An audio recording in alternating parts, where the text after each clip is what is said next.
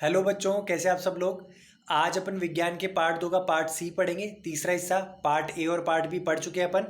ठीक है, जिसमें मानव में कैसे भोजन पचता है अपन पार्ट बी में अपन ने डिटेल में पढ़ा था। आज अपन पार्ट सी पढ़ेंगे और आज अपना चैप्टर समाप्त हो जाएगा और उसके बाद आपको क्वेश्चन आंसर्स कराएंगे। चलो बच्चों, तो अपन ने मानव में भोजन को कैसे पचाया जाता है पढ़ लिया। आज अपन घास खाने वाले जंतुओं में पाचन कैसे होता है वो पढ़ेंगे और आगे पढ़ेंगे। क्या आपने गाय, भैंस तथा घास खाने वाले शाकाहारी अन्य जंतुओं को देखा है?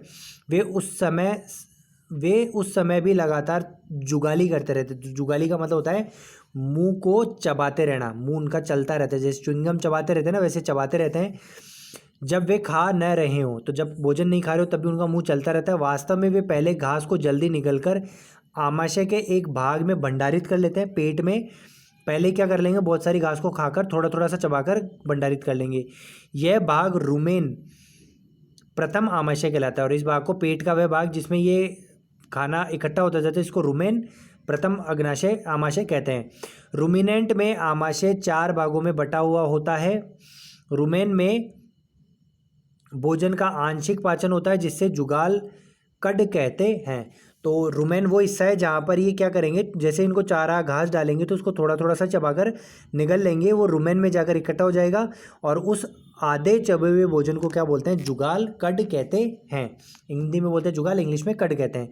परंतु बाद में जंतु इस छोटे पिंडकों के रूप में पुनः मुख में लाता है जिससे वह चबाता रहता है। अब देखो इंटरेस्टिंग बात क्या है, बाद में क्या करता है, जो पेट में ये भोजन चला गया आधा चबा, उसको वापस मुंह में लेकर आता है, थोड़ा थोड़ा थोड़ा थोड़ा, एक साथ नहीं, थोड़ा थोड़ा, और उसको फिर चबाता रहता है। इसीलिए अपन को गाय बैल के मुंह हमेशा चलते हुए लगेंगे। क्यों? क्योंकि भोजन तो उन्होंने एक टाइम अपने पेट में ले लिया, लेकिन उसको वापस मुंह में लाकर धीरे धीरे चबा रहे हैं और जिससे वह चबाता रहता है। इस प्रक्रम को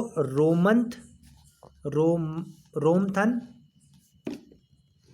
जुगाली करना कहते हैं। ठीक है, ऐसे जंतु रुमिनेंट अथवा रोमंती कहलाते हैं। तो ऐसे जीव जो ऐसे भोजन पेट में ले ले फिर बाहर निकाल कर जुगाली कर करके उसके चबाएं, उसे रोमंती रुमिनेंट कहते हैं।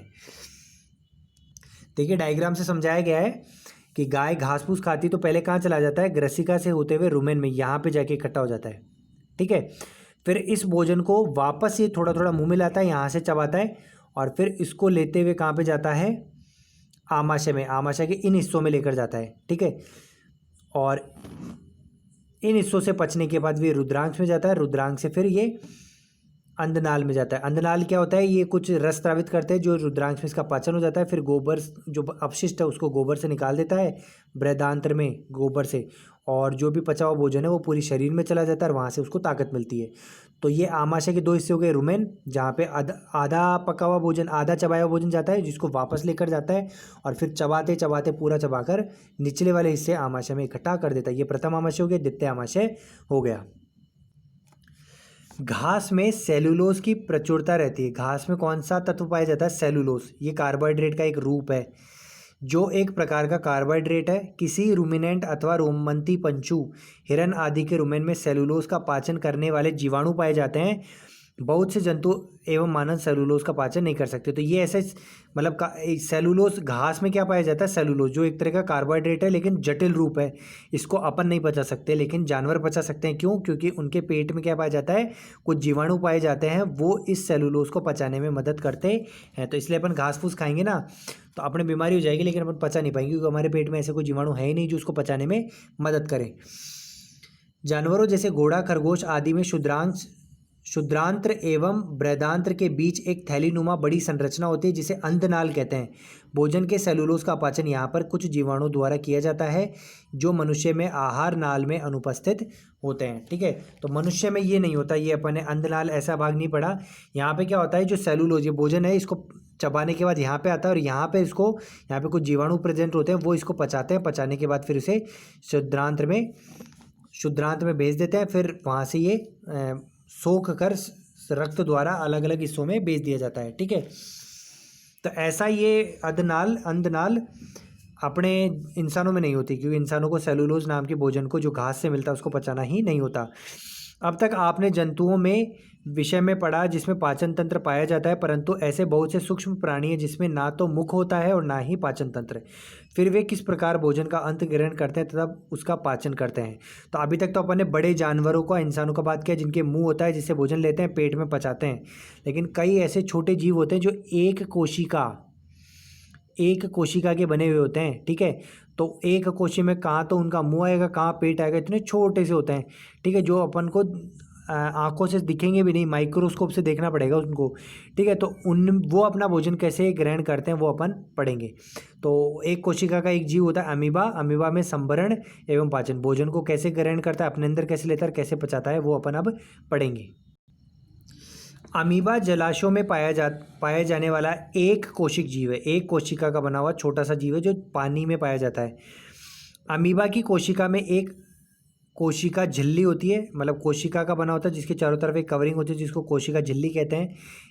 बीच ऐसे बड़ा सा बताता हूँ, बीच में क्या होता है, एक केंद्रक होता है, सघन एकदम भरा हुआ केंद्रक होता है, उसके बीच में इस हिस्से में छोटे छोटे गुब्बारे जैसे, और एवं कोशिका द्रव्य में बुलबुले के समान धनिया होती है। मैंने बताया ना भी धनिया होती है।